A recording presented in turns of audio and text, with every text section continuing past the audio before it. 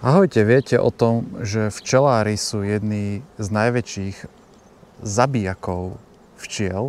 Samozrejme neúmyselných. Vítajte na kanáli Prepnutého včelára Truda. Dnes si to vysvetlíme. Včelári svojimi zásahmi, či už odbornými, neodbornými, amatérskými, všelijakými, mnoho včiel zabijú. To je pravda. My si to hovoríme pravdu na tomto kanáli. Že mnoho včiel zabijú pri tých kontrolách, prehliadkach. A ja osobne sa mi to stáva. Takisto veľa nových matiek a kráľovien zabijem. Ale to je maličké percento. Toľko rodín a toľko nových matiek a toľko nových včiel, ktoré ja vytvorím, alebo ostatní včelári, je neporovnateľné s tým, koľko ich nakoniec pri tom zomrie. Takže, minule sme si ukazovali pred 2 týždňami video o tom, ako sme si vytvárali, sa Damianov včela, ako sme si vytvárali novú rodinku. A tu máme novú rodinku, novú rodinu, nový odloženec. My sme si ho tu spolu vytvárali. Čiže je to nová rodina, v ktorej sa liahnú nové včely. A táto nová rodina, teraz na to prišiel čas a prišiel čas ju pozrieť. Tak môžeme si ju spolu pozrieť, mali ste možnosť vidieť to video, vytvorenie nového života, novej rodiny. A teraz prišiel čas pozrieť túto. Je tam taká handrička. Že? Také tričko. Mnohí z vás to zaujímalo. Čo to znamená? Prečo to tam je? No, ja som tú rodinu vytváral na spodný nadstavok, na to spodné poschodie, si predstavte v tom úli. A tento vrchný nadstavok je prázdny. Mám tam ten domček vzadu, mohli ste vidieť vytáčanie a tak.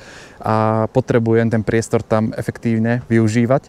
Čiže tie nastavky som chcel mať vonku. Čiže takýmto spôsobom som ako keby oddelil ten spodný nastavok toho vrchného a využil, že je tu vonku a pritom im nezaberá miesto vo vnútri. Tak poďme si to pozrieť, že v akom stave je tá nová rodinka, či sme naozaj na tej krivke, že chránime včely, vychovávame nové včely vo väčšom pomere, ako ich neúmyselne likvidujeme a zabíjame, či už tými zásahmi, alebo nejakým iným spôsobom.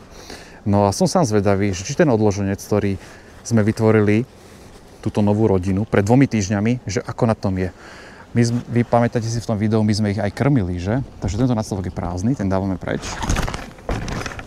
Môžete použiť akékoľvek handru, tričko, niečo predušné, toto je nejaké bavlnené tričko z mojej práce. Takže pozerajte to. Toto je odloženec vytvorený pred 2 týždňami. Vy ste mohli vidieť, že ja som vám tam aj vysvetloval v tom videu a môžem vám aj teraz potom porozprávať, že sme tam dali matku z jedného úla a postupne z iných úlov sme tam pridávali rámiky so včelami. Mali ste obavy, či sa nepozabíjajú medzi sebou, či nepozabíjajú tú matku. Som vám ukazoval, ako som to tam pekne dával. Vždycky sa snažím robiť takú fintu, že tú matku, keď tam dávam, tak aspoň 2 rámiky nech sú z toho úla, odkiaľ berem ten odloženec, alebo vytváram tú novú rodinku, aby ju ako keby nejakým spôsobom chránili. A keď tam pridávam ďalšie rámiky so včelami z iných úlov, tak to následne pofúkujem. Tuto na vrchu je pridané cukrovo-medové cesto s pelom. Bolo zlé počasie v tom období, keď sme to robili a ja som vám rozprával, že vy určite uvidíte, že ten odloženec, tá nová rodina, ona nebude zo začiatku tak hned lietať. Takže vykopneme si odtiaľ včely. Vidíte, že obsadá to celý spodný nadstavok. A prečo my im teraz ich pozeráme? Však mohli sme ich nechať tak, nech sa tu rozvíjajú, nie? No pozeráme ich preto, lebo teraz veľké vytriezvenie, možno pre niektorých včelárov. Takýto odloženec sa vám kľudne môže vyrojiť ešte. Zaujímavé, že? Hovorím to z vlastnej skúsenosti. Čiže pokiaľ vy si budete vytvárať odložence a vy im nebudete dávať prácu a oni sa takto nabúchajú, že budú všetko obsadať, matka tam pôjde, bude klásť strašne veľké množstvo včiel, tak sa vám môže kľudne stať, že taký odloženec sa vám kľudne vyrojí. No a teraz to otvárame teda po tých 14 dňoch a ideme sa pozrieť, čo sa tu dialo, čo sa tu stalo.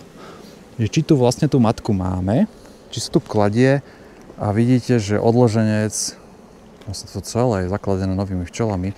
Tu hore sú nejaké zásoby medu, takže tu je ešte nejaký pel. Zatiaľ nevidím nové vajíčka ani nič, lebo tento rámik je úplne kompletne celý plný. No a dám si rámik bokom a skúsim pozrieť ďalší rámik. Prejdeme si to takto. Teraz stále pozerám tie prvotné 4 rámiky, ktoré boli pridané na začiatku. Takto sa majú robiť odložence. Aby tie odložence vyzerali takto. Že aby z tých odložencov ešte ten rok niečo bolo. Aby dokázali priniesť med. Pozrite, toto všetko vybehnú nové včely a Zoberte si, že tie odložence sa robili z úlov, ktoré mali nie že začínajúcu rojovú náladu, ale že rojovú náladu, aby som podržal tam tú matku čo najdlhšie v tom pôvodnom úli, aby tam nakladla a mohla naklásť čo najviac ešte včiel, keď odtiaľ potom budem odoberať tú matku. Takže takýmto štýlom to vyzerá. Takže videli sme, že rámiky sú akože plné včiel. Toto sú tie medzistienky, o ktoré ste mali takú veľkú obavu mnohí včelári, ktorí ste mi písali, že prečo som dal sem a sem dve medzistienky, že to mi určite nepostavia. Tak moment to mrknúť. Tak tu vidíte tú jednu medzistienku, ktorá je kompletne celá zakladená. Je tam kopec vajíčok a lariev už. Dokonca začínajú viečkovať. Vidíte, že začínajú stavať misky. Ja vám viem teraz povedať, že tá miska by mala byť prázdna, nemalo by tam byť vajíčko. Je to tak, ako hovorím, je to bez vajíčka. Takže ideme úplne správny čas a musíme im proste zväčšiť priestor. Skúsme pozrieť ďalší rámik. To je ďalšia medzistienka, ktorá bola. Cítim v nej, že je ťažšia, že asi tam bude nejaký med a zase celé je to zakladené.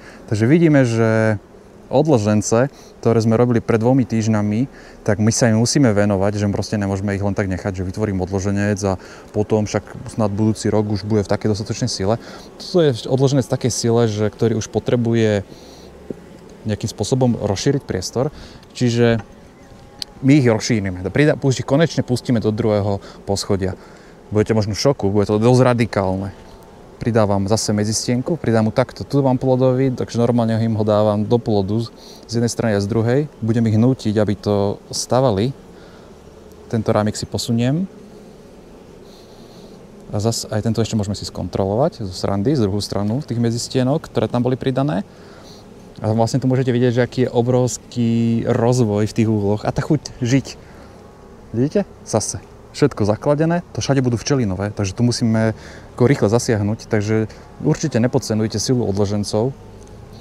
To sú odložence, ktoré sú robené z pôvodných matiek, to nie sú mladé matky, to sú vlastne matky z minulého roka. Ja tu matky mením každý rok na tej včelnici, tým vytváraním tých nových odložencov, čiže mne sa to tu stále obmienajú tie matky. Takže aj tej dáme z tejto druhej strany takto, medzistienku. Zase to berte tak, že vám ukazujem, ako to robím ja, vy to môžete kľudne skúsiť inak. Ja vám to ukazujem preto, lebo vlastne tu teraz môžete vidieť názorný príklad toho, že možno to nie je tak napísané v knižke, možno sa to tak ani nemá robiť, ale na konci tu je výsledok. Tak čo? O čom sa tu ideme baviť? Vidíte, aký ten odloženec nabombovaný? Kľudne som ho mohol zložiť z 8 plodových rámikov, ktoré boli zaviečkované, ale ukazujem vám proste, že ako to robím pekne pomaly, že dávam jej čas, nech sa rozbehne, nech to pekne začnú včely stavať a takýmto spôsobom to robím. A ten odloženec nie je z jedného úla, on je vyskladaný z rôznych úlov, čiže sú tam včely z rôznych úlov a takýmto spôsobom tu je výsledok. Teraz, my sa s tým vôbec ale nebudeme muckať, my chceme, aby to včelstvo nám stále prosperovalo, aby sme tu určite nemuseli ešte riešiť rojovú náladu, lebo ešte stále je na to priestor, že ešte včely by sa mohli rojiť. Takže kľudne nasledujúce 2 týždne, možno aj 3 niektoré úle. Takže my to určite nechceme riešiť, čiže pridáme im robotu a my chceme, aby z toho odloženca, z tejto novej rodiny, ktorú sme si vychovali tento rok na jar, aby sme z nej mali ešte aj nejaký med, aspoň na konci tej sezóny. Takže im pridáme ďalšie poschodie. Teraz prišiel čas, takže im pridáme nadstavok, takto ďalší. A prevesíme ich tak, ako sa to robilo proste na jar, len teraz troška tak radikálnejšie. Prevesíme, vyberáme schválne 2 rámiky. Nemám mriežku, jo? To už viete, že ja včelárím bez mriežky. Takže 2 rámiky s plodom, ktorý je zavretý, prevesujem do medníka. Ja sa toho vôbec nebojím, lebo už je teplo. Robíme to teraz v takom období, že už je dostatočne teplo, takže takto ich prevesím a ja im takto z každej strany budem dávať medzistienky. Úplne bez nejakého riešenia budem dávať medzistienky. A teraz sa vás pýtam, čo si myslíte? Ako tie medzistienky začnú stavať? Z ktorej strany? No budú ich stavať, chýbajú mi tu ešte 2 medzistienky, pôjdem si zobrať. začnú tie medzistienky pekne takto od stredu vystavovať a pekne až po tých kraje. A mám tu istotu, že teraz sem zase nemusím ísť pozerať dlhú dobu, pôjdem sem pozerať možno až o nejaké 2 týždne. Včelstvo sa mi nevyrojí, pomohol som im, vychoval som novú rodinu, som frajer prepnutý trudo, lebo sa to podarilo, aj napriek všetkým tým rečiam okolo toho. A na konci dňa som vytvoril novú rodinu a zachránil a vychoval o mnoho viacej včiel, ako sa mi podarilo, neúmyselné samozrejme, počas toho roka zabiť. Takže ma sledujte, odberajte. Ak sa vám video páčilo, zdieľajte a my sa vidíme zase pri ďalšom videu od prepnutého včelára Truda. Tak sa majte, ahojte.